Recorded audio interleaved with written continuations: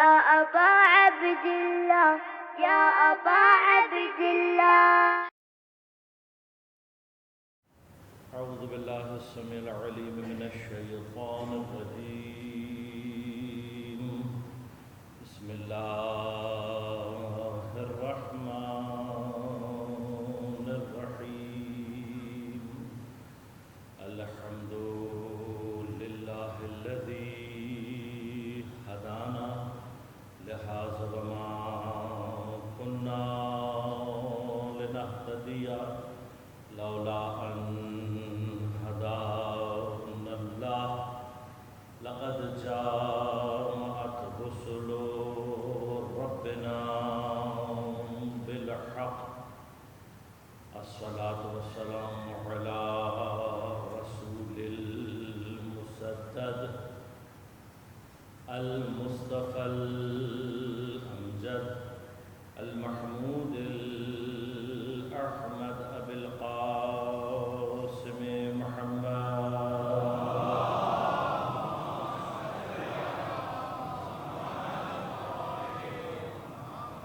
والصلاة والسلام على أسد الله الغالب غالب على كل غالب علي بن أبي طالب.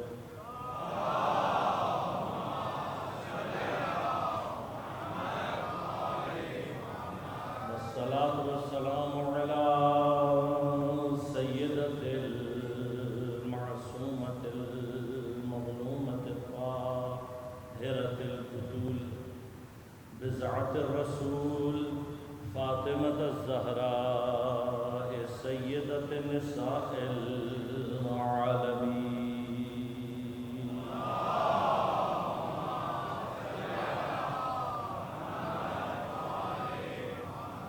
والصلاة والسلام على الحسن المجتبى والحسين المظلوم وأهل بيته الطيبين الطاهرين المعصومين المظلومين المنتجبين المنتخبين. لا سيما بقية الله في الأراضين روحي وأرواح العالمين لتراب مقدمه الفداء.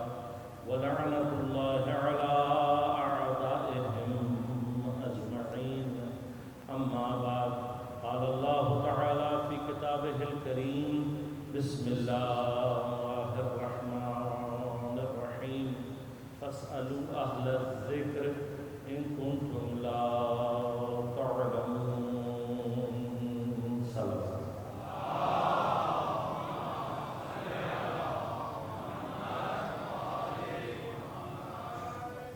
مومنین کرام، سامعین محترم، عزیزان کرام قادر، اہل ذکر اور کربلا کے عنوان سے ہماری گفتگو کا سلسلہ جاری ہے، اور موضوع پر گفتگو کے لیے سورہ مبارک انبیاء کی 7 نمبر آیت کو سرنامہ کلام کے طور پر انتخاب کیا اور آپ کی خدمت میں تلاوت کا شرف حاصل کیا۔ پروردگار ارشاد فرما رہا ہے: پس سوال کرو اہل ذکر سے، ان کنتم لا تعلمون، اگر تم جاننے والے نہیں ہو۔ آپ کی خدمت میں عرض کیا، سوال کرو حکم پروردگار ہے، یعنی تم پر واجب ہے سوالی بننا اہل ذکر کا۔ ان کنتم لا تعلمون، اگر تم جاننے والے نہیں ہو۔ کل آپ کی خدمت میں عرض کیا، اب دیکھیں جیسے جیسے ہم آیت کو معنی کرتے جا رہے ہیں، اہل ذکر کی صفات خود بخود ہمارے سامنے آتے چلی جا رہی ہیں۔ اہل ذکر رجال ہونے چاہیے، وہ رجال جن کے اوپر وحی آتی ہے۔ اہل ذکر کا علم، اگر تمہارا جہل لامحدود ہے تو اہل ذکر کا علم لامحدود ہونا چاہیے۔ خدا ان کے پاس بھیج رہا ہے تو پھر ان سے غلطی کا امکان نہیں ہے۔ اس کا مطلب ہے کہ معصوم چاہیے، تو خود بخود صفات اہل ذکر جیسے جیسے ہم آیت کو معنی کر رہے ہیں ہمارے سامنے آتی چلی جا رہی ہے۔ اب ایک مرحلہ یہ ہے کہ یہ جو فرمایا کہ ان کنتم لا تعلمون، میں کئی مرتبہ آپ کی خدمت میں عرض کر چکا کہ یہ تو ہماری حقیقت ہے، دنیا میں آئے تو لا تعلمون شیئا، کچھ نہیں جانتے، آخر عمر تک پہنچتے ہیں تو دوبارہ سب ڈیلیٹ ہونا شروع ہو جاتا ہے، بڑھاپے میں آہستہ آہستہ سب ختم ہونا شروع ہو جاتا ہے، پھر لا تعلمون، جو دوران ہم اپنا زندگی کا گزارتے ہیں اس میں کتنا جان لیں گے، انسان کتنا علم حاصل کر سکتا ہے؟ بالآخر انسان کے لیے لا تعلمون ایک ایسی حقیقت ہے بظاہر جو اس میں نظر آتی ہے، لیکن اس کے باوجود کہ ہماری حقیقت ہے تو پروردگار نے یہ نہیں کہا کہ تم سوال کرو کیونکہ تم لا تعلمون ہو۔ اگر یہ بھی کہا جاتا تو غلط تو نہیں ہے، اللہ تعالیٰ کئی مقامات پر کہہ چکا هل أتى على الإنسان حين من الدهر لم يكن شيئا مذكورا، اے انسان یاد کرو تمہارے اوپر وہ زمانہ بھی تھا جب تم کیا تھے، لم يكن شيئا مذكورا، اصلاً قابل ذکر چیز ہی نہیں تھے۔ تو جب ہماری حیثیت یہ ہے کہ ہم نہ قابل ذکر ہیں، نہ جب دنیا میں آتے ہیں تو علم ہوتا ہے، نہ ہم زندگی میں عالم بن سکتے ہیں، تو کہہ سکتا تھا اللہ کہ کیونکہ تم لا تعلمون ہو لہذا سوال کرو۔ نہیں، یہاں ایک مسئلہ ہے، وہ مسئلہ کیا ہے وہ آپ کی خدمت میں حل کروں گا۔ دوسرا مرحلہ کہ لا تعلمون کا معنی کیا ہوتا ہے؟ نہ جاننے والا۔ نہ جاننے والے کے لیے دوسرا لفظ عربی میں کیا استعمال کیا جاتا ہے؟ جاہل۔ تو اللہ تعالیٰ یہ بھی کہہ سکتا تھا کہ بھائی چونکہ تم ان کنتم جاہلون، اگر تم جاہل ہو تو سوال کرو، یہ بھی نہیں کہا اللہ نے۔ اور اگر ہمیں جاہل کہہ دیتا تو کوئی بری بات نہیں تھی، اللہ ہمیں اگر جاہل کہہ بھی دے تو ہماری حقیقت ہے، ہمیں برا لگنے کی کوئی بات نہیں، اس کو کوئی احانت نہیں۔ لہٰذا کئی مقامات پر اللہ نے تجہلون کہہ کر کہا چونکہ تم جاہل ہو تو ہماری تو حقیقت ہے۔ اب چونکہ کلام حکیم ہے، تجہلون کیوں نہیں کہا، ان کنتم لا تعلمون ہی کیوں کہا، یہ سمجھنے کی ضرورت ہے۔ راز ایک موجود ہے جو آپ کی خدمت میں پہنچانا ہے۔ اب اس کو سمجھنے کے لیے ایک مقدمہ علمی ہے جو آپ کی خدمت میں عرض کروں گا اور پھر گفتگو کو آگے بڑھاؤں گا۔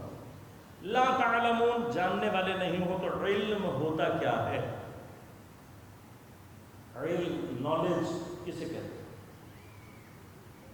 اب اگر یہ میں نے عرض کیا یہ ان کانسیپٹس میں سے ہیں کہ جن کے بارے میں عمومی طور پہ ہم یہ سمجھتے ہیں ہمیں پتہ ہے، لیکن جب اس کے بارے میں سوال کیا جاتا ہے کہ بھئی علم کی ڈیفینیشن ہے، بتاؤ کیا ہوتا ہے علم، پھر ہمارے لیے مشکل ہونا شروع ہو جاتی ہے۔ پھر ہمیں خیال آتا ہے کہ ہم آئیڈیا ہے ہمیں علم کیا ہوتا ہے لیکن ڈیفینیشن نہیں پتا، ہم بیان نہیں کر سکتے کہ کیا ہے علم کسے کہتے ہیں۔ لہذا علماء نے خصوصاً فلاسفہ نے، ان کے ہاں بہت مفصل بحث ہے، لیکن ایک ایسی جامع تعریف کہ جس کو اکثر نے قبول کیا، علامہ مظفر اعلی مقامہ نے اپنی کتاب المنطق میں اس کو بیان کیا کہ علم کیا ہوتا ہے، کہ حضور الشیء عند العقل مطابق للواقع۔ تھوڑی سی مشکل ہوگی لیکن ساتھ رہیے گا۔ حضور الشیء، کسی بھی شے کا پریزنٹ ہونا، موجود ہونا، حاضر ہونا، عند العقل، عقل میں، آپ کے عقل میں جو چیزیں پریزنٹ ہیں، لازمات ہے جو چیزیں ایبسنٹ ہیں، جو ہے نہیں آپ کے ذہن میں، اس کا علم سے کوئی تعلق نہیں۔ بس پہلی چیز کیا ہے؟ عقل میں کسی شے، اس کی کوئی تصویر کا موجود ہونا۔ دوسری شرط کیا ہے؟ صرف تصویر کا ہونا امپورٹنٹ نہیں ہے، بلکہ اس تصویر کا مطابق بے واقع ہونا ضروری ہے۔ مثلا میرے ذہن میں پانی کے نام سے ایک تصور ذہن میں ہے، میں نے ذکر بھی کیا تھا کہ الماء، پانی ایک تصور ہے ہمارے ذہن میں۔ اب اگر ہم ہر جگہ الماء، پانی ہی فٹ کریں گے تو قرآن سمجھ میں نہیں آئے گا۔ میں نے عرض کیا تھا الماء وہ بھی ہے جس کے اوپر اللہ کا عرش ہے، الماء وہ بھی ہے جس سے ساری حیات ہے۔ پانی کا جو تصور البتہ میرے ذہن میں اب جو بھی ہے پانی، پینے والا پانی، یہ بھی علم کب کہلائے گا کہ جو تصور میرے ذہن میں ہے واقعے میں بھی ایسا ہی ہو۔ اگر میرے ذہن میں تصویر کچھ ہے اور واقع اور خارج میں کچھ اور ہے، ان کے درمیان میں اکارڈنس نہیں ہے، تو کیا ہوگا؟ کہ کوئی چیز ہے تو صحیح ذہن میں لیکن مطابق نہیں ہے، تو اس کو بھی علم نہیں کہتے۔ لیکن اب یہ جو دوسری کنڈیشن ہے، اس میں ہوتا کیا ہے؟ دوسری کنڈیشن میں پرابلم یہ ہوتی ہے کہ اب جو ذہن میں ہے جب وہ مطابق میں واقع نہیں ہوتا، اب مثلا آپ کے ذہن میں کسی صاحب کا نام ذہن میں کچھ ہے، بندہ کوئی اور ہے، تو آپ تو یہی سمجھتے رہیں گے، آپ اسی کا نام لیتے رہیں گے، فلاں نے کیا فلاں نے کیا، بندہ کوئی اور ہوگا، کارروائی کسی اور کی ہوگی، تو ایک مسٹیک چلتی رہے گی۔ اب جب تک آپ کو کوئی آ کر متوجہ نہیں کرے گا، اس وقت تک آپ کی کیا کیفیت ہوگی؟ آپ تو اپنے حساب سے صحیح بتا رہے ہیں، آپ اپنے حساب سے صحیح بتا رہے ہیں لیکن ہے غلط۔ بس دوسری جو کنڈیشن ہے اس میں کیا ہوتا ہے؟ انسان اپنے آپ کو عالم سمجھ رہا ہوتا ہے لیکن عالم ہوتا نہیں ہے، جاہل ہوتا ہے۔ لہذا غور کیجیے گا، خود یہ جو صورت ذہن میں بنتی ہے، فرمایا اس کی بھی دو کنڈیشنز ہیں۔ کچھ صورتیں وہ ہوتی ہیں جو کہ عقل کے لیے ہمیشہ سے حاضر ہوتی ہے، اس کو عقل کو کہیں سے لانا نہیں پڑتا بلکہ اس کے لیے ہمیشہ سے پریزنٹ ہوتی ہیں، اس کے لیے حاضر ہوتی ہے، کوئی واسطہ نہیں چاہیے۔ ایسی کیفیت کو کہتے ہیں علم حضوری، جو کہ آلریڈی حاضر اور پریزنٹ ہوتا ہے۔ یہ علم آپ کا اپنی ذات کے بارے میں ہے، آپ جو میں کہتے ہیں اور میں کو جو پہچانتے ہیں وہ کسی نے آپ کو آگے بتایا نہیں ہے، آپ خود سے جانتے ہیں۔ اسی میں مثلا آپ کا بھوک کا علم ہے، جب آپ کو بھوک لگتی ہے تو آپ خود سے جانتے ہیں، کوئی آپ کو آ کر بتاتا نہیں ہے کہ آپ کو بھوک لگی ہوئی ہے۔ پیاس جب لگتی ہے تو آپ خود سے جانتے ہیں، کوئی آ کر آپ کو بتائے گا نہیں کہ آپ پیاسے ہو۔ لہذا اس طرح کے تمام علم یہ کیا ہوتے ہیں؟ یہ حاضر ہوتے ہیں۔ دوسری جو چیز ہے وہ کیا ہے؟ آپ کو باقی علم حاصل کرنے پڑتے ہیں، کسب کرنے پڑتے ہیں۔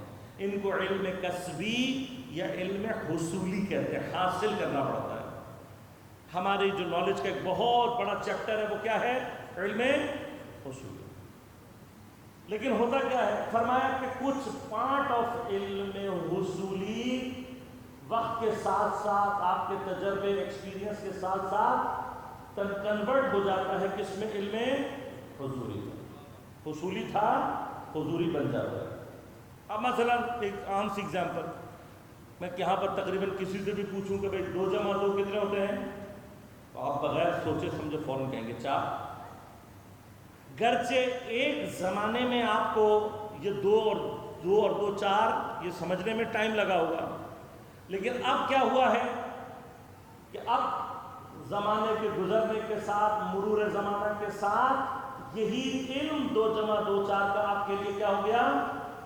حضوری۔ اب آپ کو سوتے میں سے بھی اٹھا کر کوئی پوچھے 2 + 2 کیا، فوراً کہیں گے 4، نہ سوچ نہ فکر کچھ نہیں، فوراً بتا دیں گے۔ بس اب پارٹ آف علم کیا ہوا؟ حضوری میں کنورٹ ہونا شروع ہو گیا۔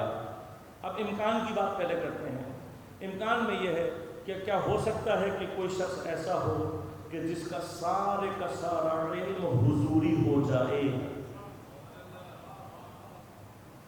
سارے کا سارا علم اس کے لیے کیا ہو جائے؟ حضوری ہو جائے۔ پاسبل ہے، امکان تو موجود ہے۔ تو جس کے لیے حضوری ہوگا علم، اس کو سوچنے کی ضرورت پڑے گی، اس کو کسی کلاس جانے کی ضرورت پڑے گی۔ بس اب تاریخ میں مطالعہ کر کے دیکھ لو کس کے ائمہ ہیں کہ جن کو نہ کلاس جانے کی ضرورت نہ۔ اب سمجھ میں آیا یہ جو تم امی کا معنی، بھئی اپنے اپنے نصیب کا بات ہے نا، آپ جاہلوں میں رہے ہو، امی کا معنی جاہل ہی کرو۔ ہم جس خاندان سے متصل ہیں وہاں پر امی کا معنی ہے جس کو استاد کی ضرورت نہ ہو، جو خود علم کا ریشہ ہو۔ اسی امی کے ریشے سے ہی امام نکلتا ہے۔ بس وہ امی کا معنی کیا ہے؟ جو پڑھا لکھا نہ ہو، نہیں، جس کو کسی استاد کی ضرورت نہ ہو۔ یہ تو پیغمبر جانتے تھے کہ کس کا کب امتحان لینا ہے، چونکہ خود حضرت کو کبھی ضرورت نہیں پڑی زندگی میں لکھنے کی، تو یہ مت سمجھ لینا کہ پیغمبر کو لکھنا نہیں آتا تھا۔ یہ تو پیغمبر نے سنبھال کے رکھا تھا کہ جاتے جاتے امت کو بتا دوں گا میری اتباع کرنے والا کون ہے کون نہیں ہے۔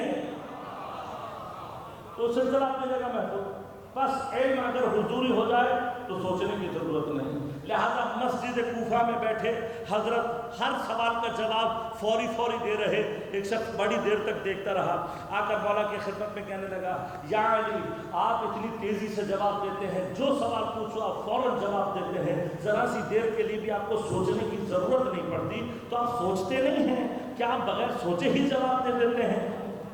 اب یہ ایک طرف سے توہین بھی ہے، بغیر سوچے جواب دے دیتے ہیں۔ امام نے پوچھا کہ پہلے یہ بتا تیرے ہاتھ میں انگلیاں کتنی ہیں؟ اس نے چھٹ کہا 5۔ امام نے کہا تو نے سوچا نہیں، تجھے سوچنے کی ضرورت نہیں پڑی، تو نے فوراً بتا دیا۔ کہا مولا بچپن سے 5 ہی 5 انگلیاں ہیں، صبح شام انہیں دیکھ رہا ہوں، اب تو گننے کی بھی ضرورت نہیں۔ کہا جس طرح سے تیرے لیے 5 انگلیاں ہیں، علی کے لیے پوری کائنات اسی طرح سے، لہذا علی کو سوچنے کی ضرورت نہیں۔ اب ہمارے ہاں بہرحال سوال چونکہ ذہنوں میں رہتا ہے، فوراً آ جاتا ہے کہ بھئی کون ایک آدمی ایسا کر سکتا ہے کہ پوری کی پوری کائنات اس کے یہاں پہ علم میں ہو؟ تو غور کیجیے گا، ایک بحث ہے، بحث کبھی موقع رہا تو تفصیل سر کو فلسفے میں، کہ جس طرح سے تقدم اور تأخر، آگے پیچھے پہلے اور بعد ہونا، یہ کانسیپٹ آتا ہے۔ مثلا یہ لوگ پہلے ہیں، وہ لوگ جو بعد میں آئے وہ پیچھے بیٹھے ہیں، کوئی آگے ہے کوئی پیچھے، اس کو تقدم اور تأخر کہتے ہیں۔ یہ زمانی اعتبار سے بھی ہوتا ہے، مکانی اعتبار سے بھی ہوتا ہے۔ ایک تقدم اور تأخر اشرافی کہلاتا ہے۔ تقدم تأخر اشرافی یہ ہوتا ہے کہ جو چیز پہلے خلقت کے درجے میں پہلے ہوگی وہ اشراف کے مرحلے میں بھی متقدم ہوگی، جو پہلے ہوگی وہ اشراف۔ اشراف کیا ہوتی ہے؟ اشراف کو اگر سمجھنا ہے تو اس کی ایک چھوٹی سی مثال یہ، جب سورج طلوع ہوتا ہے اور زمین کے اوپر اس کی پوری شعاعیں پڑ رہی ہوتی ہیں، تو کس طرح سے پوری زمین کو سورج کی شعاؤں نے اپنی آغوش میں لیا ہوتا ہے، اسے اشراف کہتے ہیں۔ اب غور کیجیے گا، جب کوئی چیز مشرف ہو کسی دوسری شے کے اوپر، تحت اشراف شے اس کی پورے کا پورا کنٹرول، تصرف اور علم اس کے پاس ہوتا ہے۔ اب میں اس کی مثال دیتا ہوں۔ آپ نے کبھی سوچا کہ آپ کی روح کا جو آپ کے بدن کے اوپر کنٹرول ہے، آپ کی روح کا جو آپ کے بدن کا علم ہے وہ کیسا ہے؟ آپ کے پورے بدن میں سر سے لے کر پیر تک کچھ ہوتا ہے تو روح کو معلوم ہوتا ہے، وہ فوراً ری ایکشن کرتی ہے۔ آپ کو پتہ بھی نہیں، پیر میں مچھر نے کاٹا، آپ کو نظر بھی نہیں آ رہا، لیکن روح موجود، فوراً ری ایکشن کرتی ہے۔ سوتے میں بھی بہت سارے ری ایکشن آٹومیٹکلی، کیوں؟ اس لیے کہ روح پہلے خلق ہوئی ہے، بدن بعد میں خلق ہوا ہے۔ اب چونکہ بدن بعد میں ہے وجودی اعتبار سے، لہٰذا روح کا تشرف ہے، لہٰذا سر سے لے کر پیر تک انسان کے بدن کا کوئی حصہ ایسا نہیں ہے جو روح کے علم اور تصرف سے خارج ہو۔ ایسے ہی ہے نا۔ اب اگر یہی مرحلہ ہے تو جا کر رسول سے پوچھو نا کہ پہلے کون بنا، پہلے کون خلق ہوا؟ تو رسول نے کہا اول ما خلق اللہ نوری، اللہ نے سب سے پہلے میرے نور کو خلق کیا، وَأَنَا وَعَلِيٌّ مِّن نُورٍ وَاحِدٍ۔ بس یہ محمد و آل محمد علیہ السلام کا نور ہے جو اول مخلوق ہے۔ اب جو بھی خلق ہوا ہے ان کے بعد ہوا ہے، لہٰذا پوری مخلوقات کے اوپر نور آل محمد کا تصرف اور علم ویسے ہی ہے جیسا ہمارے بدن کے اوپر ہمارے روح کا۔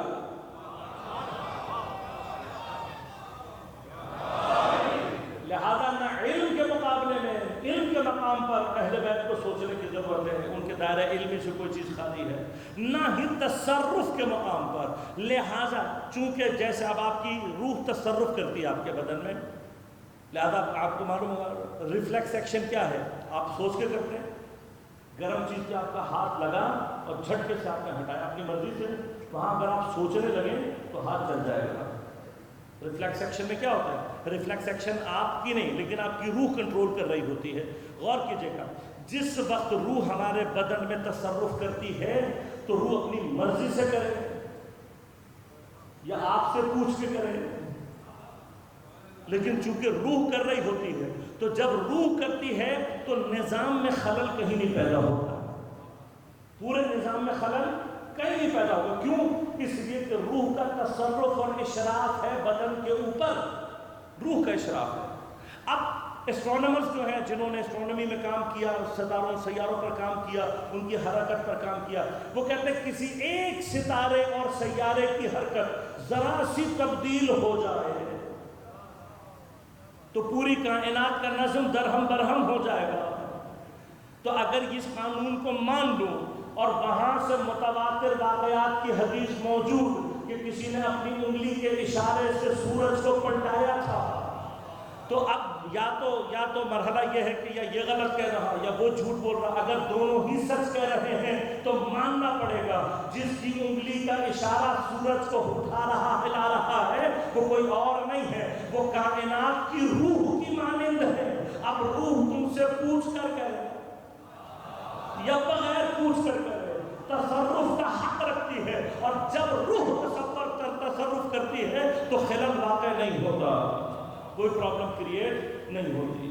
لہذا علم کے اوپر دسترس اہل بیت کی، کائنات کا علم اہل بیت کے پاس، سارا علم حضوری کیفیت میں، لیکن اس کے بعد جتنے بھی ہیں ہم سب کیا ہیں؟ لا تعالی۔ اللہ نے لا تعلمون کیوں کہا؟ اس لیے کہ جاہل بھی دو طرح کا ہوتا ہے، ایک جاہل اسے کہتے ہیں جسے جاہل بسیط کہا جاتا ہے، اور ایک وہ ہوتا ہے جسے جاہل مرکب کہا جاتا ہے۔ بسیط اور مرکب کیا ہوتا ہے؟ بسیط اس جاہل کو کہتے ہیں جس کا صرف ایک جہل ہو، ایک طرح کا جاہل، ایک طرح کا اگنورنس اس کے اندر پایا جائے، یعنی کیا؟ مثلا کم از کم اپنے جہل سے خود واقف ہو، اسے یہ پتا ہو کہ میں جاہل ہوں۔ مثلا مجھے کیمسٹری نہیں آتی، مجھے پتہ نہیں آتی، فزکس نہیں آتی، معلوم نہیں آتی، ریاضی نہیں آتی، معلوم نہیں آتی، جاہل ہوں۔ لیکن مرکب کون ہوتا ہے؟ مرکب وہ ہوتا ہے کہ ایک تو جاہل ہوتا ہے، جاہل ہی ہوتا ہے، لیکن اپنے جہل سے بھی جاہل ہوتا ہے۔ ایک تو جاہل ہے، اوپر سے اپنے ہی جہل سے جاہل ہے۔ اب جب اپنے جہل سے جاہل ہوتا ہے تو اپنے آپ کو عالم سمجھنے لگتا، عالم ہوتا نہیں ہے، عالم ہوتا نہیں، اپنے آپ کو عالم سمجھنے لگتا ہے، سمجھتا ہے کہ میں عالم ہوں۔ کیوں؟ اس لیے کہ اپنے جہل سے بھی جاہل ہے۔ سب سے زیادہ خطرناک معاشرے میں جاہلان مرکب ہوتے ہیں، اس لیے کہ یہ معاشرے کے درمیان میں سر اٹھا کر اپنے آپ کو عالم ہونے کا دعویٰ کرتے ہیں، لیکن ہوتے کیا ہیں؟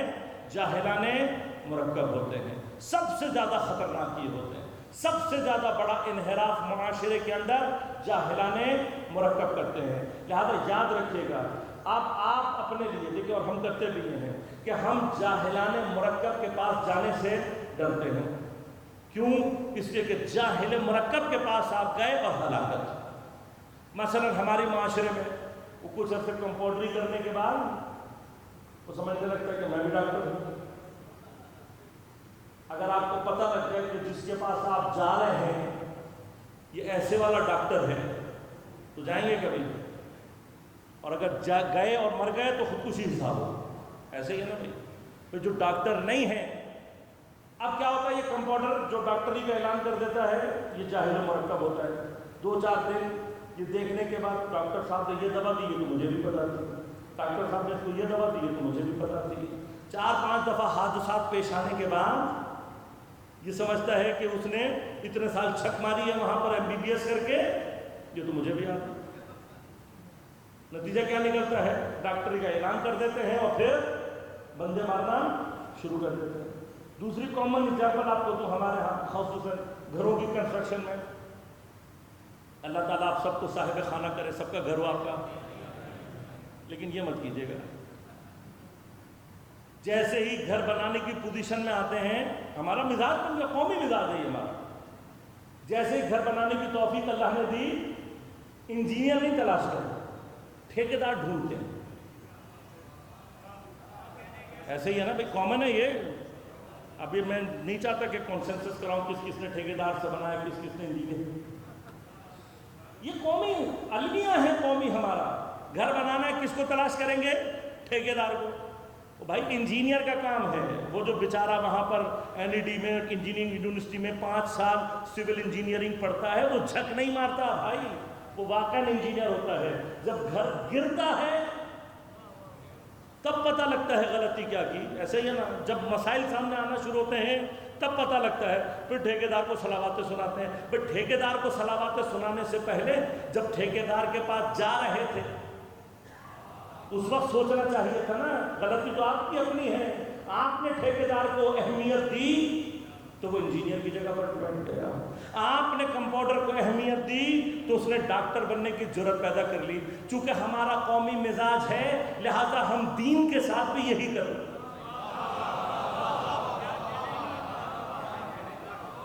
قومی مزاج ہے.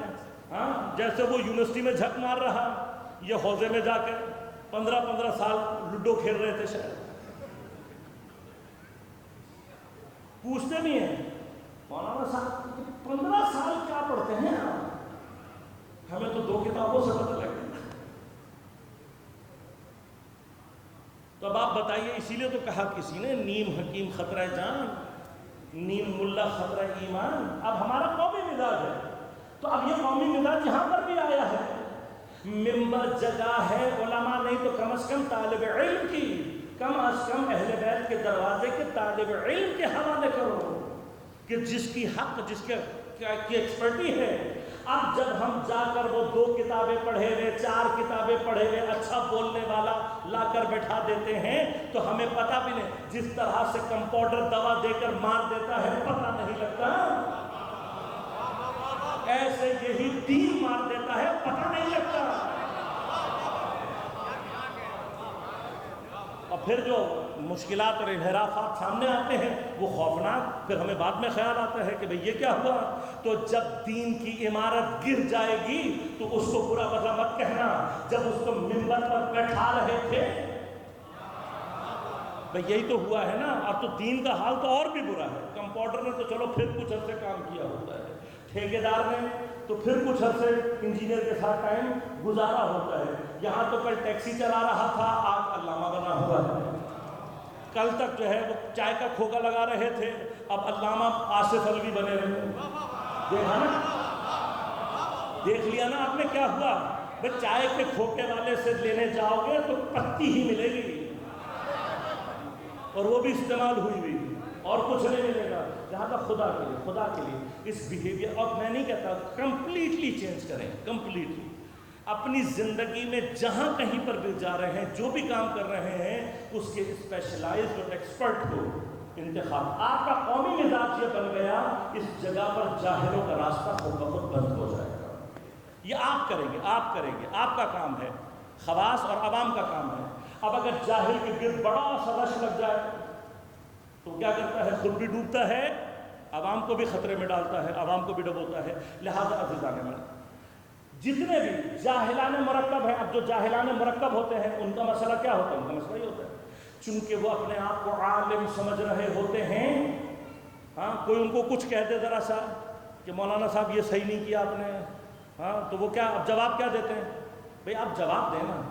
آپ یہ کیوں بتا رہے ہیں کہ یہ کہاں سے آیا، وہ کہاں سے آیا، میں کس کے پاس تھا، اس کے پاس آیا، اس کے پاس گیا؟ یہ جواب ہے؟ یہ جواب نہیں ہے. مجھ سے اگر بچہ سوال کر رہا ہے اور مجھے نہیں آتا تو لا ادری کہنے کا حوصلہ ہونا چاہیے نا. اگر میں بھی ممبر سے بیٹھ کر کوئی اشتباہ کر رہا ہوں اور آپ متوجہ ہیں تو حق ہے کہ آپ مجھے متوجہ کریں، اور حق ہے کہ ہم اپنی اصلاح کریں. لیکن عزیزان من، جہاں جہل مرکب قائم ہو جاتا ہے وہاں پر انسان سننا چھوڑ دیتا ہے. بس یاد رکھنا، جاہلان مرکب کی پہلی علامت یہ ہے کہ وہ اپنے اوپر تنقید برداشت نہیں کر سکتے.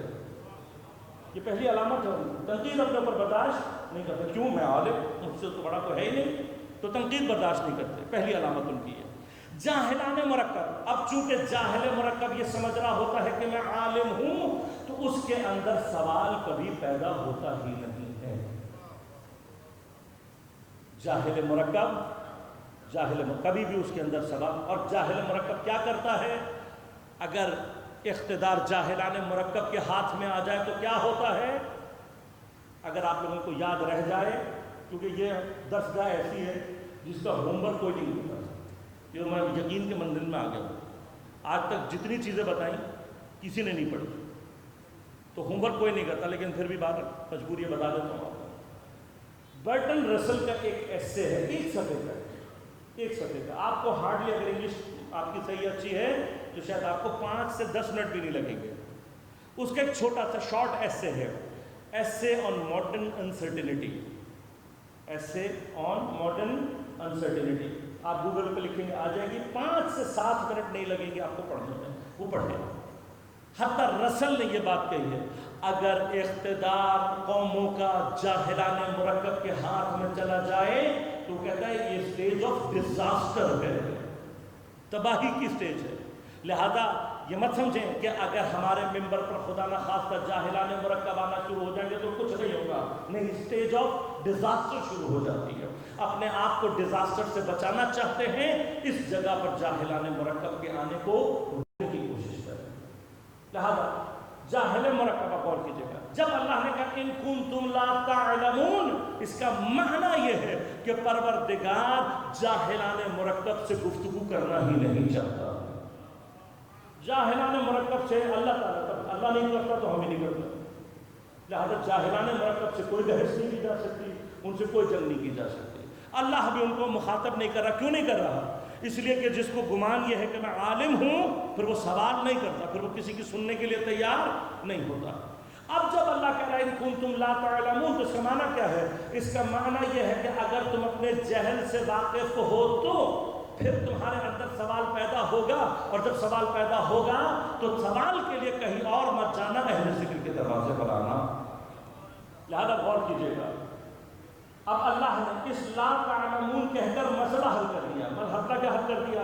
لا تعلمون میں بظاہر دونوں قسم کے جاہل شامل ہیں، لیکن اللہ مخاطب نہیں ہے، شامل دونوں ہیں لیکن مخاطب نہیں ہے اللہ تعالیٰ لا تعلمون میں جاہلان مرکب سے۔ کیوں؟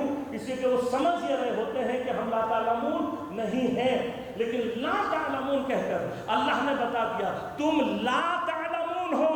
اہل ذکر وہ ہیں جو کہہ سکتے ہیں سلونی سلونی، ہم جانتے ہیں، وہ لا تعلمون، تم لا تعلمون، اور یہ کون ہے؟ یہ اہل علم ہے، یہ علم ہے۔ لہذا غور کیجیے گا، امام جعفر صادق علیہ السلام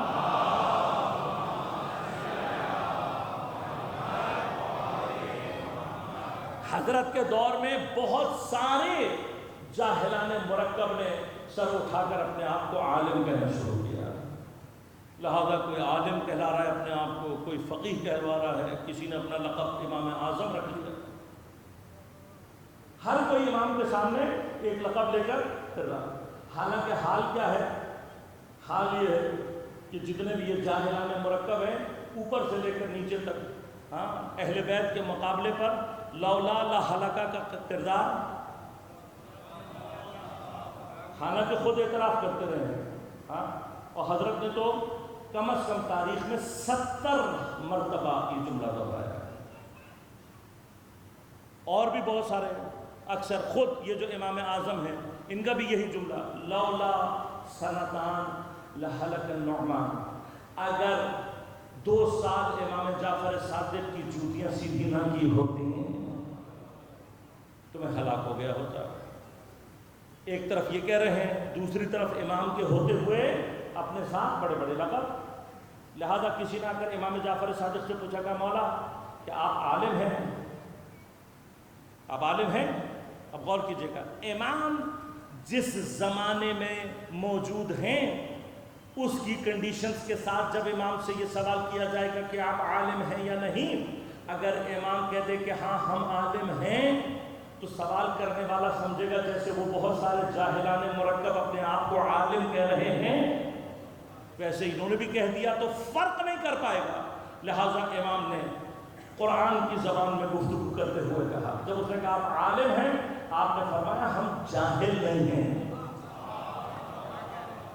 اور جب امام نے، غور کیجیے گا، جب امام نے جہل کی نفی کی ہے تو اس کا مطلب یہ ہے نہ جاہل بسیط ہیں نہ جاہل مرکب ہیں، بس بس ہمارا جہل سے کوئی رابطہ نہیں ہے، یہ جہل کی نفی کر کے امام نے بتا دیا۔ اس جملے میں کمال ہے، ہم جاہل نہیں ہیں، اس کا معنی کیا ہے؟ اسی جملے میں امام نے بتا دیا کہ جو ہمارے مقابلے پر اپنے آپ کو عالم کہہ رہا ہے، عالم نہیں ہے، جاہل مرکب ہے۔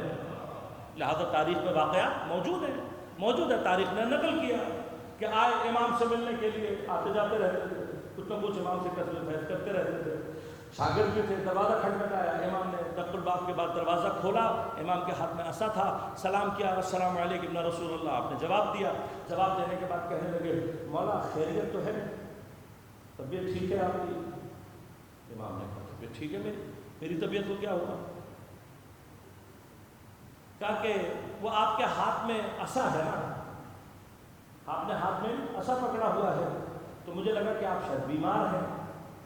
امام نے کہا کہ عصا کب سے بیماری کی علامت ہونے لگا؟ بیماری کی علامت مریض کے چہرے سے ظاہر ہوتی ہے، تو میرے چہرے سے اگر بیماری کی کوئی علامت نہیں نظر آ رہی تو عصا کب سے بیماری کی علامت ہونے لگا؟ عصا تو بیماری کی علامت نہیں ہے۔ پھر امام نے فرمایا کہ عصا انبیاء، عصا ہاتھ میں رکھنا انبیاء کی سنت ہے۔ اور پھر تیسری بات یہ کہ جو عصا میں نے پکڑا ہوا ہے یہ عام عصا نہیں ہے، یہ پیغمبر اکرم کا عصا ہے۔ بس اب آپ کو پتہ ہے ہمارے ہاں ماشاءاللہ مسلمانوں کو کوئی یہ بتا دے کہ یہ پیغمبر کا عصا ہے تو آپ دیکھیے ٹوٹ پڑے چمرا، چونکہ پیچھے سے عقیدت تو بھائی بزرگوں میں جب ہے تو عوام میں تو ہے، لیکن یہ سمجھ میں نہیں آتا۔ عصا پر ٹوٹ پڑیں گے، چومیں گے، چاٹیں گے، احترام کریں گے، نالین شریف ہاتھ میں آ جائے سر پر رکھیں گے، منہ شریف آ جائے تو اس کے لیے گردنیں کٹوا دیں گے۔ اور جس کو پیغمبر نے حسین منی وَأَنَا مِنَ الْحُسَيْن کہا، اس کے قاتلوں کو بچانے کی بھی کوشش کریں گے۔ تو ہماری ڈکشنری میں اسی کو منافقت کہتے ہیں۔ ہم ایسے منافقوں کو نہ چھپنے دیا ہے نہ چھپنے دیں گے، نہیں چھپنے دیں گے انشاءاللہ۔ یہ ابھی آج ہی منافق کا بیان آیا ہے نا کہ جی آپ اب کیا کر رہے ہیں، ہمیں کہہ رہے ہیں اہل بیت کی جھنڈی کے نیچے تمہیں صحابہ کی بے حرمتی نہیں کرنے دیں گے، اور خود کیا کر رہا ہے، بعض معتبر ناموں کے ساتھ اس کا نام لے رہا ہے جس کو پیغمبر نے باغی کہا ہے۔ اور ہم نے بتا دیا جس کو پیغمبر باغی کہتے ہیں وہ صحابی نہیں ہوتا۔ ہم صحابہ کا احترام کرتے ہیں، باغیوں کا احترام نہیں کرتے۔ یہ ہماری تربیت ہے، باغیوں کا احترام کرنا ہم نے نہیں سیکھا، یہ منافقوں کا کام ہے۔ اب تم اپنے لیے خود جا کر اپنی پوچھو کہ کہاں سے آئے ہو۔ خیر، مرحلہ کیا ہے؟ امام نے پوچھا کہ بھئی کیا ہو گیا، کیوں چوم رہے ہو اس کو؟ ہم مولا پیغمبر کا عصا ہے، اسے پیغمبر نے اپنے ہاتھ میں لیا۔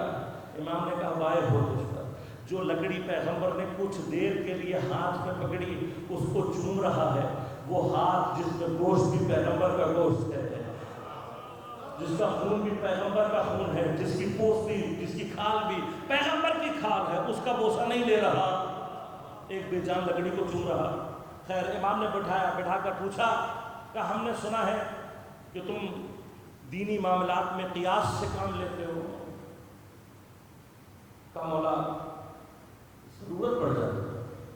امام نے کہا تعجب ہے، دین میں ضرورت قیاس کی؟ آپ نے کہا اول من قاس ابلیس، سب سے پہلے جس نے دین میں قیاس کیا وہ ابلیس تھا۔ اب آپ امام سمجھا رہے ہیں کہ تم کس راستے پر جا رہے ہو، ابلیس کا راستہ ہے، دین میں قیاس نہیں ہوا کرتا۔ امام نے پوچھا کہ قیاس کی ضرورت کہاں پر جاتی ہے، ہمیں بھی بتاؤ، ہم دیکھیں دین میں قیاس کہاں ضرورت پڑتی ہے۔ تو کہنے لگے مولا جب کوئی مسئلہ آتا ہے تو ہم قرآن کی طرف رجوع کرتے ہیں۔ امام نے کہا احسن، ویری گڈ، یہی ہونا چاہیے۔ پھر کہا جب وہ مسئلہ قرآن میں نہیں ہوتا تو امام نے کہا مہلن آستہ رک جاؤ، یہ کیا کہہ رہے ہو؟ قرآن کہہ رہا ہے کہ قرآن تبیاناً لکل شیء ہے، ہر چیز کا بیان ہم نے قرآن میں کہہ دیا۔ تو کیسے کہہ رہا ہے کہ قرآن میں نہیں ہوتا؟ یہ کہو کہ تمہیں نہیں ملتا، قرآن میں ہے تمہیں نہیں ملتا۔ کہاں مولا جب ہمیں نہیں ملتا پھر کیا کرتے ہو؟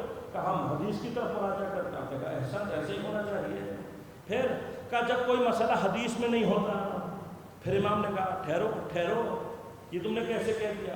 قرآن کہہ رہا ہے کہ پیغمبر اسوہ کامل ہیں، اسوہ حسنہ ہیں، یہ ناممکن ہے کہ جس کی سیرت کو پروردگار اسوہ کامل کہے، جو کہ انسان کامل ہو، اس کے پاس سے تمہیں مسئلے کا حل نہ نکل سکے، کہو تمہیں نہیں معلوم۔ کہا مولا جب ہم نہیں نکال پاتے تو میں یہاں پہ حاشیہ لگاتا ہوں کبھی کبھار، وہ عقل جو قرآن اور حدیث سے مسئلہ نہ نکال سکے، قرآن و حدیث چھوڑ کر کیا کرتی ہوگی؟ جو قرآن و حدیث سے مسئلہ نہ نکال سکے، لہذا کہنے لگے کہ جب نہیں ہوتا ہمارا ہم سے تو ہم قیاس کرتے ہیں۔ مولانا نے کہا اچھا تو چلو پھر مجھے ذرا قیاس کر کے یہ بتاؤ، کیونکہ مسئلہ نہ قرآن میں ملے گا تمہیں نہیں ملے گا، نہ تمہیں حدیث میں ملے گا۔ لہذا امام نے مسئلہ وہ پوچھا، کہا مجھے اپنے قیاس سے بتاؤ کہ جو شیطان نے اعتراض کیا تھا وہ ٹھیک تھا یا نہیں۔ پچھلے سال کی ڈسکشن یاد ہوگی نا، اشارہ بھی کیا تھا میں نے، بھئی جب اللہ نے آدم بنایا تو اعتراض آیا، پھر آخر میں شیطان نے بھی اعتراض کیا۔ امام نے کہا اللہ تعالیٰ نے پوچھا تو نہیں سجدہ کیا؟ ما منعک، کس نے تجھے سجدہ کرنے سے روکا؟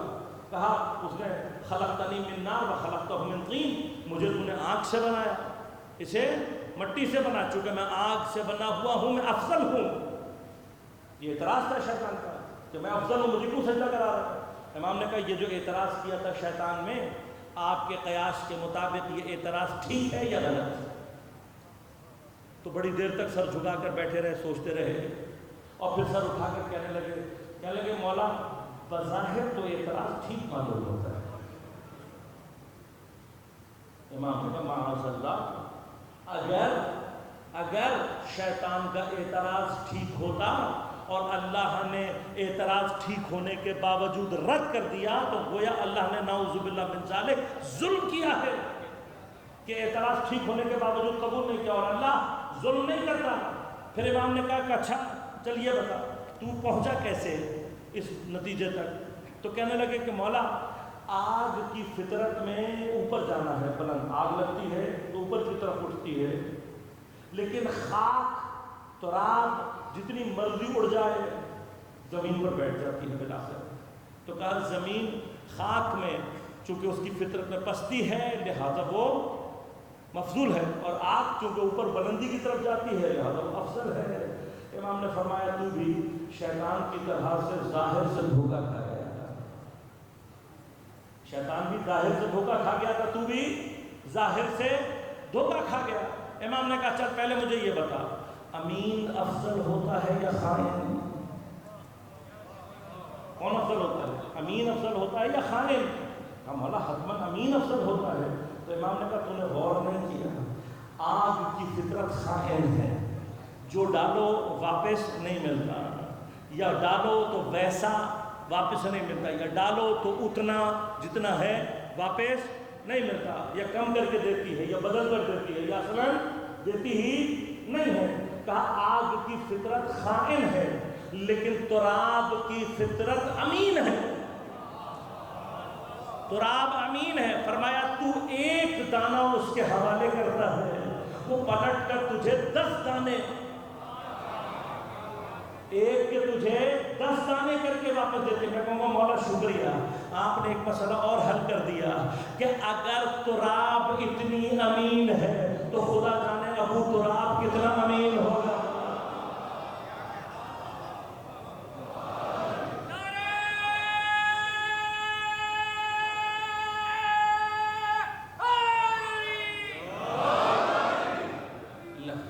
لہذا تراب اگر اتنی امین ہے تو ابو تراب کتنا امین ہوگا۔ لہذا ہم جب ابو تراب کے ہاتھ میں اپنا نام اعمال دے رہے ہوتے ہیں، اپنا نام اعمال امام کے حوالے کر رہے ہوتے ہیں، تو صرف یہ اطمینان نہیں ہوتا کہ وہ امین ہے، بلکہ یہ بھی جانتے ہیں ہمارا تھوڑا سا عمل ہوگا جب تراب 10 گنا کر کے دے دیتی ہے تو خدا جانے تو تراب کتنا کر کے دے گا۔ لہذا مجھے میرے عمل کی کمی کا خوف نہیں ہے، جانتا یہ ہوں کہ وہ تراب کے ہاتھ میں ہوگا۔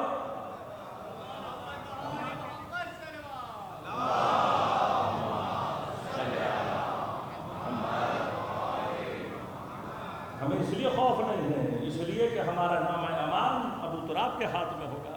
لہذا عزیزان من، مرحلہ یہ ہے کہ جن کے پاس علم ہے دنیا نے ان کے پاس رجوع نہیں کیا، اور جاہلان مرکب منبر پیغمبر پر آپ نے دیکھا تاریخ میں مروان جیسے افراد، یزید ملعون جیسے افراد، جب انسان علماء کا راستہ چھوڑتا ہے تو خدا ایسے لوگوں کو انسان پر مسلط کر دیتا ہے۔ چند ایک باتیں آپ سے بس عرض کر دوں تاکہ کیونکہ کئی دنوں سے مجھ سے کہا ہوا ہے میں بھول جاتا ہوں، معذرت چاہتا ہوں۔ ایک مسئلہ ہمارا جو لازمت ہے، کئی عرصہ ہو گیا ہے اس کو مسنگ پرسنس کا، آپ جانتے ہیں کہ یہ ایک مسلسل ایک سلسلہ ہے جو کہ جاری ہے، اور جو ہمارے علماء اس سلسلے میں بات چیت کر رہے ہیں، جب ان سے ہماری گفتگو ہوتی ہے تو وہ یہ کہتے ہیں کہ ہم سے وعدہ کیا جاتا ہے اور ہم وعدے پر ہی دھرنا ختم کرتے ہیں۔ ہم چونکہ اس ملک کے بنانے والے ہیں، ہم چونکہ اس ملک کے لیے خون بہانے والے ہیں، لہذا نہ ہم اور نہ ہمارے علماء نہیں چاہتے کہ ملک میں کسی بھی وجہ سے بدامنی پیدا ہو، خصوصاً اس وقت جو آپ جانتے ہیں ہمسائے میں جو حالات چل رہے ہیں۔ ایک پوری دشمن قوتوں کی کوشش ہے کہ وہاں پر بھی اور یہاں پر بھی ایک شیعہ سنی اختلاف زبردستی ایجاد کیا جائے اور ایک ایسی فضا ایجاد کی جائے جس سے پاکستان کی داخلی صورتحال مشوش ہو جائے۔ ہم یہ نہیں ہونے دیں گے، اور منافقوں کو بھی پیغام دے رہا ہوں، ہم نہیں ہونے دیں گے انشاءاللہ۔ اس دین کے لیے مرنا، خدا کے دین کے لیے اپنا سب کچھ لٹانا، یہ ہم نے امام حسین سے سیکھا ہے، اور ہم انشاءاللہ پاکستان اور دین دونوں کی حفاظت کے لیے اپنا سب کچھ قربان کرنے کے لیے تیار ہیں۔ لیکن میں ہمیشہ یہ کہتا رہا ہوں، اب بھی کہہ رہا ہوں حکومتی اداروں سے کہ اگر تم واقعاً خدا اور رسول پر ایمان رکھتے ہو، یا تو آپ بتا دو ہمیں کہ ہم کسی خدا رسول پر حساب ایمان نہیں رکھتے، تاکہ پھر ہم آپ سے اس حساب سے بات چیت کریں۔ بھئی اگر خدا نہ خواستہ تم سیکولر ہو، کمیونسٹ ہو، لا دین ہو تو بتاؤ، اتنی جرأت پیدا کرو، پھر ہم آپ سے اس حساب سے بات کریں گے کہ پاکستان کا انتظامی معاملات کسی لا دین کے ہاتھ میں ہونے چاہیے یا کسی دیندار کے ہاتھ میں ہونے چاہیے۔ تو ہمیں تو آپ پر امید ہے، ہم سمجھتے ہیں کہ آپ مسلمان بھی ہو، خدا رسول پر ایمان بھی رکھتے ہو، دیندار بھی ہو، یہ اعتماد ہے ہمیں۔ اس اعتماد کے ہوتے ہوئے ہم آپ سے کہہ رہے ہیں، اگر واقعاً خدا اور رسول پر ایمان رکھتے ہو، اپنے آپ کو قانون اور خدا سے آگے مت لے کر جاؤ، یہ تمہاری تباہی کا باعث ہے۔ قانون اور شریعت یہ کہتی ہے کہ گناہ کیا ہے تو گناہ ثابت کر کے سزا دو۔ یہ دین نہیں ہے، یہ انسانیت نہیں ہے، یہ فرعونیت ہے کہ آپ کچھ لوگوں کو اٹھا کر لے جاؤ۔ ہم نہیں کہہ رہے، ہم نے ہمیشہ یہ کہا ہے ہم مجرموں کے ساتھ نہیں کھڑے ہوں گے۔ ہم آپ سے یہ ڈیمانڈ نہیں کر رہے کہ کسی نے اگر جرم کیا اس کو سزا نہیں دو، ہم مجرموں کا ساتھ دینے والے نہیں ہیں، ہم نہیں دیتے، یہ کام نہیں ہے ہمارا۔ لیکن یہ ہمارا آئینی حق ہے، شرعی حق ہے کہ جن لوگوں کو آپ اٹھا کر لے گئے ہو، کم از کم ان کے گھر والوں کو ان کا جرم بتاؤ، اور جو سزا دینی ہے وہ سزا دو۔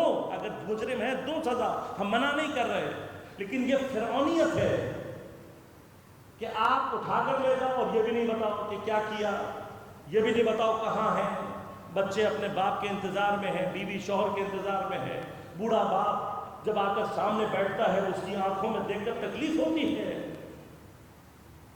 خدا تمہارے ماں باپ کو یہ دل نہ دکھائے، تم یہ مت سمجھو کہ تمہارے ساتھ ایسا نہیں ہو سکتا۔ خدا کی لاٹھی سے ڈرو، اس لیے کہ جب وہ حرکت میں آتی ہیں تو پھر ظالم کو پناہ نہیں ملتی کہیں۔ اور ہم تو پوری امید ہیں اور اسی امید پر 1400 سال سے جی رہے ہیں، لیکن اب ہماری امید کا جو سورج ہے وہ طلوع ہونے پر ہے۔ اور میں بالکل یقین سے کہہ رہا ہوں، اور یہ جو منافق ٹولہ یہ اچھل رہا ہے نا اتنا، اس کو میں آج منبر حسینی سے یہ پیغام دے رہا ہوں، تو لکھ لے، تیرے اور تیرے جیسوں کے یتیم ہونے کا وقت آ گیا ہے۔ انشاءاللہ آپ دیکھیے گا، انشاءاللہ میں اور آپ انشاءاللہ دیکھیں گے، ہم دیکھیں گے انشاءاللہ یہ بات۔ انشاءاللہ یمن میں انشاءاللہ ہمارے مومنین کی مقاومت کامیاب ہوگی، مسلمانوں کی مقاومت یمن میں کامیاب ہوگی، اور ان کو فنڈ کرنے والے جو سعودی ملعون ہیں، جن کے بنا پر یہ پل رہے ہیں نجس لوگ، انشاءاللہ وہ بھی جائیں گے دنیا سے، اور پھر یہ وہ یتیم ہوں گے جن پر سر پر ہاتھ رکھنے والا کوئی نہیں ہوگا۔ تو تم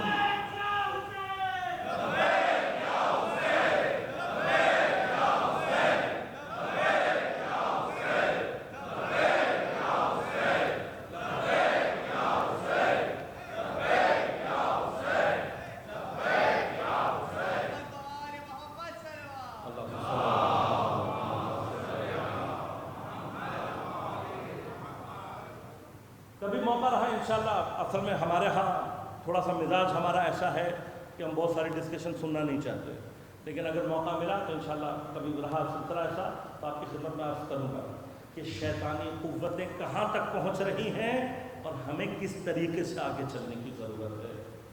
لیکن اس وقت یقین کریں جتنا شیطان دنیا میں محکم ہوتا جا رہا ہے، فرزند زہرا کی آنے کی خوشخبری اتنی شدید ہوتی جا رہی ہے۔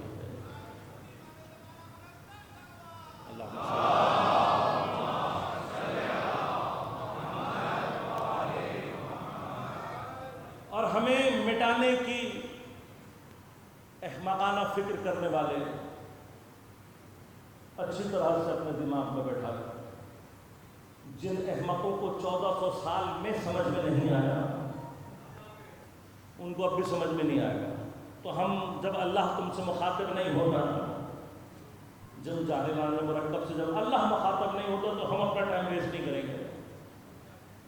تم اپنے اس خواب خرگوش پر مشغول رہو، انشاءاللہ خدا نے چاہا بہت جلد تمہاری گردنوں پر امام کی تلوار آنے والی ہے۔ ہمیں یقین ہے، اس لیے کہ ہمیں بقا دینے کے لیے میرے مولا حسین نے جو خون دیا ہے اس کی تاثیر میں صرف حیات ہے، بقا ہے، دوام ہے۔ ہمیں کوئی نہیں مٹا سکتا، اور ہمیں باقی رکھنے کے لیے میرے مولا نے جو قربانیاں دی ہیں ان میں عجیب کربلا کی کہانی ہے کہ قربانی جتنی چھوٹی ہے اس کی تاثیر اتنی ہی بڑی ہے۔ لہذا علماء نے کہا ہے امام تمام حجت کے لیے بہت کچھ لے کر گئے ہیں۔ علی اکبر علیہ السلام وہ ذات کہ جناب علی اکبر کا تذکرہ تا قیام قیامت بتاتا رہے گا کہ یہ جو کلمہ پڑھ رہے تھے یہ سب منافق تھے۔ کوئی پیغمبر کا کلمہ پڑھے اور شبیہ پیغمبر کو اس طرح سے ٹکڑے ٹکڑے کرتے وہ مسلمان نہیں ہے، منافق ہے۔ اور جناب علی اصغر کی شہادت نے کیا کمال کیا، تم کسی دین سے تعلق نہ رکھتے ہو، تمہارا کوئی مطلب فکر نہ ہو، اگر انسانیت کا ذرہ برابر بھی وجود تمہارے اندر موجود ہے، ذرا سی بھی انسانیت تمہارے اندر موجود ہے، تو جو انسانیت رکھتے ہوئے جناب علی اصغر کی شہادت کو سنتا یا پڑھتا ہے تو اسے یقین ہو جاتا ہے کہ حتیٰ یہ انسان کہلانے کے قابل نہیں۔ یہ جو حسین علیہ السلام کے سامنے کھڑے ہیں یہ منافق درندے ہیں، انسان نہیں ہے، مسلمان نہیں ہے، یہ منافق درندے ہیں۔ لہذا حضرت کی عصمت کی مہر بنے ہیں جناب علی بن اصغر۔ اور میں نے عرض کیا ہمارے ایک استاد تو اکثر ذکر کیا کرتے تھے، کہتے تھے کہ امام نے اپنے اصحاب کو عاشور کے دن مقدم اس لیے رکھا، ان کو پہلے اس لیے بھیجا کہ کربلا میں بہت سارے امتحانوں میں سے ایک امتحان پیاس کا امتحان بھی تھا، اور امام نہیں چاہتے تھے کہ میرے ساتھی زیادہ دیر تک پیاسے رہیں، لہذا امام نے یہ چاہا کہ میرے ساتھی یہ جلدی شہید ہو کر جامع کوثر سے سیراب ہو جائے۔ بس میرے ذہن میں یہ بات آئی کہ کربلا میں جو جتنے بعد گیا ہے، جو جتنے آخر میں جا رہا ہے، اس کا حوصلہ اتنا بڑا ہے، وہ پیاس کے امتحان میں اتنا ثابت قدم ہے، اور اگر یہ بات سمجھ میں آ جائے تو پھر جناب علی اصغر سمجھ میں نہیں آئے، اس لیے کہ کربلا میں امام حسین کا آخری سپاہی علی اصغر ہے۔ خدا جانے اتنا چھوٹا میرا مولا، لیکن پیاس کے مقابلے پر اتنی بڑی ہمت کہ جو اپنے بھائی علی اکبر سے بھی سبقت لے گیا، قاسم سے بھی سبقت لے گیا، حتیٰ اپنے چچا عباس سے بھی سبقت لے گیا، اتنی دیر تک پیاسا۔ راوی کہتے ہیں جب میرے مولا کا پورا لشکر ختم ہو گیا، میرے مولا نے تنہائی کا احساس قلب میں، حسین کی تنہائی کو دور کرنے والا میرا مولا علی اصغر، امام نے ایک مرتبہ استغاثہ بلند کیا، حل من مغیث یغیثنا، ہے کوئی ہماری مدد کرنے والا؟ راوی کہتے جب میرے مولا نے یہ استغاثہ بلند کیا نا تو دو جگہ سے جواب آیا، یا گنج شہداء میں کچھ لاشیں تھے جو تڑپ رہے تھے اور تڑپ تڑپ کر یہ آوازیں دے رہے تھے، مولا اگر خدا ہمیں دوسری زندگی دے تو ہم زندہ ہو کر پھر اپنی جان آپ پر نچھاور کر دیں۔ یا دوسرا جواب خیموں سے آیا، جب خیموں میں گریہ کی آواز بلند ہوئی، میرے مولا خیموں کے نزدیک تشریف لائے، جناب زینب سے کہا، ارے بہن زینب، کیا کوئی بچہ پیاس سے شہید ہو گیا ہے؟ کیا کوئی بچہ پیاس سے شہید ہو گیا؟ مائیں بہنیں کیوں اتنا گریہ کر رہی ہیں؟ کہا بھیا جب سے تم نے استغاثہ بلند کیا ہے تمہارا 6 مہینے کا علی اصغر نہ ماں کی گود میں چین پاتا ہے، نہ سکینہ سے بہل رہا ہے، نہ جھولے میں قرار پا رہا ہے، نہ میری گود میں آرام پا رہا ہے۔ میرے مولا نے کہا لاؤ رباب، لاؤ رباب، علی اصغر کو مجھے دو، میں کوشش کرتا ہوں علی اصغر کے لیے پانی کی کوئی سبیل ہو جائے۔ بس اللہ میں نہیں جانتا جناب ام رباب کس مقام معرفت پر ہے۔ ارے ہماری مائیں عام حالت میں بھی بچے کو جب باپ کے حوالے کرتی ہیں، ہزار تاکیدیں کرتی ہیں، دیکھو خیال رکھنا کہیں دھوپ نہ لگ جائے، دیکھو خیال رکھنا یہ پیاسا ہوگا، خیال رکھنا یہ بھوکا ہوگا، اور اگر کہیں خطرہ ہو تو ماں کبھی بھی باپ کے حوالے بھی نہیں کرتی۔ میرا سلام ہو میرا باپ پر، حسین مقتل میں جانے کے لیے علی اصغر کو مانگ رہے، بی بی نے بڑی خاموشی سے علی اصغر کو سجا کر حسین کے حوالے۔ کہاں جا رہا ہے علی اصغر؟ اس میدان کی طرف جا رہا ہے جہاں سے اب تک کوئی زندہ واپس نہیں آیا۔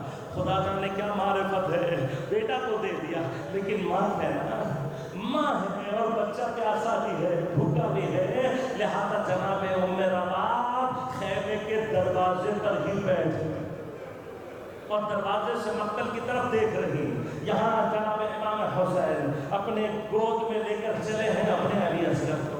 امام حسین بھی باپ تو ہے نا، ارے باپ ہے میرا مولا۔ یہاں جب دھوپ کی شدت سے جناب علی اصغر کے ننھے رخسار سرخ ہونا شروع ہوئے اور میرے امام کی نگاہ پڑی، میرے مولا سے برداشت نہیں ہوا، ارے میرے بیٹے کو دھوپ کی اذیت ہو رہی ہے۔ امام نے مرتبہ اپنے آبا کے دامن کو علی اصغر پر ڈال دیا، ارے میں کہوں گا مولا ابھی دھوپ کی تکلیف برداشت نہیں ہو رہی، ارے کچھ دیر کے بعد تمہاری ہی آغوش میں جب تیر سے شہبہ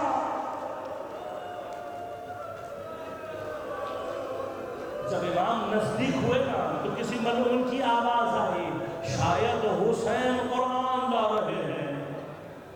امام نے ایک مرتبہ آبا کے دامن کو ہٹا دیا، دیکھا حسین کی آغوش میں چھوٹا سا بچہ ہے۔ امام کے عجیب الفاظ ہیں، امام کہتے ہیں تمہاری دشمنی مجھ سے ہے نا، اس بچے سے تو کوئی دشمنی نہیں ہے، تم مجھ پر رحم مت کھاؤ لیکن اس پر رحم کھا لو۔ ارے اس کی ماں کا دودھ خشک ہے، اس نے 3 دن سے کچھ کھایا پیا نہیں ہے، یہ پیاس کی شدت سے مرنے والا ہے، تم مجھ پر رحم نہیں کھا، اس پر رحم کھا لو۔ یہ کہہ کر میرے مولا نے یہ کہہ کر اپنے بچے کو آگے کی جانب کیا، لیکن کسی ملعون کی دوبارہ آواز آئی، کہہ رہا تھا شاید حسین بچے کے نام پر پانی مانگنا چاہتے ہیں۔ بس آخری حجت کا مرحلہ تھا، آخری مرحلہ تھا حجت کا۔ میرے مولا نے اپنے 6 مہینے کے علی اصغر کو جلتی ہوئی ریت کے اوپر لے جایا اور میرا مولا کچھ قدم پیچھے کی جانب، میرے مولا ابھی تو دھوپ کی شدت سے بچا کہ تمام حجت کے لیے گرم ریت پر لٹا دیا۔ بس جناب علی اصغر نے اپنی ننھی سی سوکھی زبان نکالی، اپنے ننھے سے سوکھے ہونٹوں پر پھیرنا شروع کیا۔ خدا کی قسم منظر ایسا تھا کہ شقی القلب لوگ بھی منہ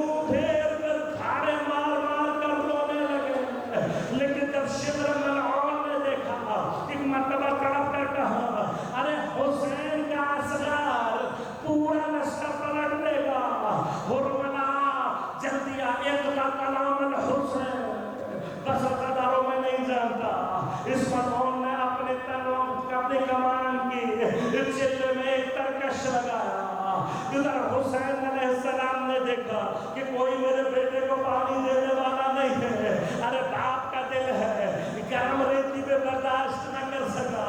ابھی آغوش میں لے کر حسین چاہتے تھے اپنے بیٹے کو پیار کریں. ابھی چہرہ میں سیکھ آیا. خدا جانے کربلا میں کون سی قیامت گزر گئی مجھے نہیں معلوم, لیکن زمانے کے نظام نے عجیب جملے کہہ دیے. میرا سلام ہو اس دودھ پیتے بچے کا جو باپ کی آغوش میں ایک کان سے دوسرے کان تک.